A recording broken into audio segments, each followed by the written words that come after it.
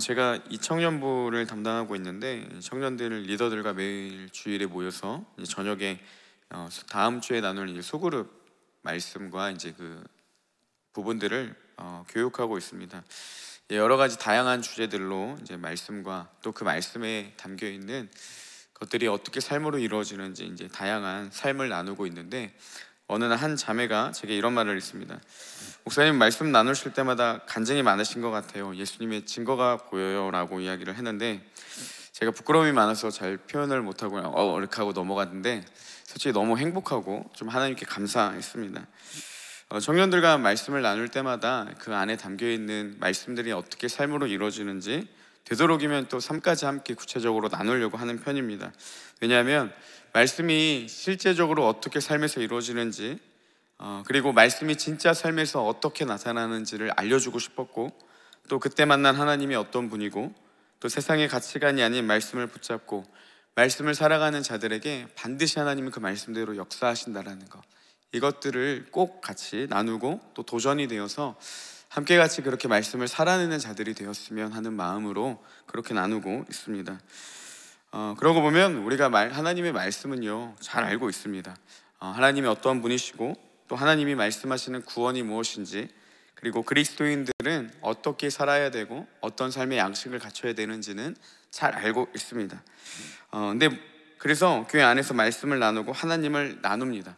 근데 문제는 무엇이냐? 우리가 너무나도 많이 하나님의 말씀을 알고 또 그리스도인의 삶의 양식들을 알고는 있는데 정작 삶에서는 그것들이 잘 나타나지 않는다라는 것이죠.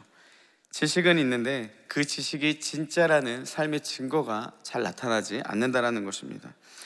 성경의 말씀은 삶으로 살아내는 것인데 어느 순간에 이 말씀은요 이 삶으로 이어지는 것이 아니라 단순히 문화로 정착하게 되었다라는 것이죠. 이 교회 안에서만 나누는 이야기, 교회 안에서만 서로가 이해할 수 있는 이 삶의 양식이 되어버렸다는 거죠. 입술로는 말씀을 전하며 하나님의 뜻을 나눕니다. 입으로는 그리스도인의 삶이 무엇인지를 나누고 서로를 격려하고 위로하고 때로는 권면하는데 문제는 무엇이냐면 이것들이요 우리끼리만 통용되는 말이고 삶에서는 전혀 나타나지 않는다라는 것이죠. 교회 밖에만 나가면 말씀은 더 이상 우리와 상관이 없게 되어지는 경우들이 많이 있다는 겁니다. 사람이 사람을 만나면 역사가 이루어지고 사람이 하나님을 만나면 기적을 이루어진다. 저는 우리 모두가 이 역사를 이루는 자들이 아니라 기적을 이루는 자들이 되기를 소망합니다. 이 기적이라는 말의 사전적인 의미를 보면요 상식적으로는 생각할 수 없는 기이한 일, 그리고 이런 의미가 있습니다. 신에 의하여 행하졌다고 믿어지는 불가사의한 현상. 그러니까 평소 때 나타나지 않고 이 신에 의해 행해졌다라고 나타나는 이 불가사의한 현상이 나타났을 때 우리는 뭐라고 말하냐? 기적이 나타났다, 이렇게 이야기를 한다는 겁니다. 신이라는 어떤 절대한 존재가 아니면 일어날 수 없는 현상, 이것들을 기적이라는 말을 쓴다라는 것이죠. 우리는 하나님을 믿는 자들입니다. 그러면 당연히 우리의 삶은 이 하나님이라는 이 신으로 인해서 이 신이 아니면 이루어질 수 없는 이 기이한 현상, 이 기적을 나타나게 되고 기적으로 삶이 가득해야 한다는 것이죠. 하나님이 진짜라면 말입니다. 하나님이 진짜 하나님이심이 단순히 이 교회 안에서 우리끼리만 나누는 이야기가 아니라 이 이론적 근거가 삶으로 나타나고 경험되어지는 것, 이것이 그리스도인들의 삶이라는 것입니다. 그래서 그리스도인들은 이렇게 표현할 수 있습니다. 그리스도인들은요 기적을 이론적으로 나누는 자들이 아니라 기적을 삶으로 경험하는 자들, 기적을 살아내는 자들이 바로 그리스도인이라는 사실입니다. 주님은 우리 삶 가운데 하나님의 살아계심을 나타내기를 기뻐하십니다. 그리고 그 흔적들이 우리 가운데 남기를 소망하신다는 거죠. 그래서 기적을 통해서 하나님이 이 땅의 진짜 하나님이심을, 그리고 유일하신 하나님이심을 나타내기를 원하신다는 사실입니다. 이 사도행전은요 하나님의 기적을 경험한 자들, 그리고 성경이 이론이 아니라 단순한 어떠한 지식이 아니라 진짜 삶에서 나타나는 놀라운 일들임을 삶으로 증명하는 이 증인들의 이야기로 가득 차 있습니다. 그래서 오늘 말씀에 나오는 이 바울과 실라의 이야기도 보면 이 하나님의 놀라운 기적, 그리고 그것들을 통해 하나님의 살아계심이 증거되는 놀라운 일들이 일어나고 있습니다. 특별히 오늘 말씀에는 3가지 기적을 볼 수가 있는데요, 첫째로 귀신 들린 자가 자유함을 누리게 되는 기적, 두 번째로 옥문이 열리고 묶인 것이 다 벗겨지고, 심지어 그 안에 있는 죄인들이 그럼에도 아무도 도망가지 않는 기적이 나타나고, 마지막으로 간수장과 그의 가정이 구원을 받는 기적이 나타나게 됩니다. 이 바울과 실라는요, 귀신을 쫓아내준 일로 억울하게 이제 감옥에 갇히게 됩니다. 많은 누명을 씌우고, 심지어 로마 시민임에도 불구하고 그 죄에 대해서 묻지도 않고 그냥 감옥에 갇히게 되고, 또 많은 매를 맞게 됩니다. 그러면 이 바울과 실라가 옥에 가서 어떤 행동을 했냐는 것이죠. 자신들의 억울함을 호소하고 하나님께 건져달라고 기도를 해서 과연 이런 놀라운 기적들이 나타났냐는 사실입니다. 오늘 말씀 25절 26절에 보면요, 바울과 실라가 어떤 행동을 했는지 이렇게 기록되어 있습니다. 보면 한밤중에 바울과 실라가 기도하고 하나님을 찬송하며 죄수들이 듣더라. 이에 갑자기 큰 지진이 나서 옥토가 움직이고, 이제 그들의 묶인 것들이 풀려지고, 또 이제 옥문이 열리는 그런 기적이 일어나는데, 26절에 일어나기 전에 25절에서 이렇게 표현하죠. 바울과 실라가 기도하고 하나님을 찬송하며 죄수들이 듣더라 라고 이야기를 합니다. 여러분, 우리가 흔히 말하는 이런 기적들을 나타나기 위해서는요, 우리는 이렇게 생각합니다. 어떠한 특별 집회가 있거나, 아니면 뭐 특별하게 우리가 뭐 결단해서 하나님 앞에 새벽 예배를 드리거나, 어떤 특별한 행위들을 통해서 하나님의 은혜를 특별하게 경험할 때 이런 기적들이 나타난다라고 생각을 하고 있죠. 저도 많이 착각했던 것 중에 하나가 뭐냐면, 그래서 맨날 기다렸던 게 뭐냐면 수련회였습니다. 수련회에서 은혜를 받아야 내가 바뀐다. 수련회에서 아니면 어떤 특별한 집회에서 내가 꼭 은혜를 받아야 바뀐다. 그러니까 이런 특별한 현상들만을 항상 기대하고 있었다는 것이죠. 그래서 실제로 갔다가 많이 상심한 적도 있고, 또 뜻대로 되지 않아서 하나님을 원망한 적도 많이 있습니다. 여러분, 우리가 생각할 때는요, 어떠한 특별한 은혜가 있고 어떠한 특별한 집회를 통해서 그 은혜를 받아야 기적이 나타난다고 생각하는데, 바울과 실라는요, 특별하지 않았다는 겁니다. 이들이 억울함을 호소하면서 하나님, 우리의 억울함을 해결해 달라고 기도한 것도 아니었고요, 특별히 이날따라 금식한 것도 아니었다는 겁니다. 바울과 실라가 기도하고 하나님을 찬송하며, 이것은요 그 전날에도 했던 행위입니다. 아마 그 전전날에도 했을 거고요, 매일의 삶이 그들은 하나님을 찬송하고 기도하는 행위들이 있었을 거랍니다. 다시 말하면 어떤 특별한 행위를 통해서 그들이 하나님 앞에 간구했기에 이 기적들이 나타났다는 게 아니라, 그냥 어제도 하고 그제도 하고 매일매일 하나님과의 누렸던 그 친밀함, 때로는 내가 억울한 상황 가운데 있고 많은 매를 맞아 몸이 상해서 힘든 상황 가운데서도 여전히 했던 그 하나님과의 친밀함을 누리던 행위들, 하나님을 찬송하고 기도하는 행위가 있었다는 겁니다. 그들이 매일의 삶 가운데서 하나님과 친밀함을 누리고 말씀대로 사는 삶이 그들 가운데 이어지자 뜻하지 않은 기적들도 그들의 삶 가운데 나타나기 시작했다는 사실입니다.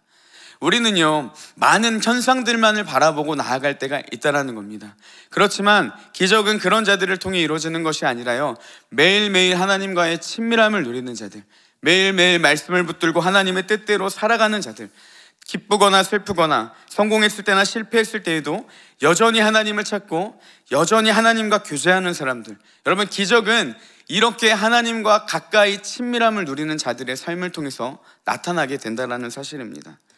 하나님과 친밀함을 누리는 사람들은요, 삶에 당연히 하나님의 흔적이 남게 되어 있습니다.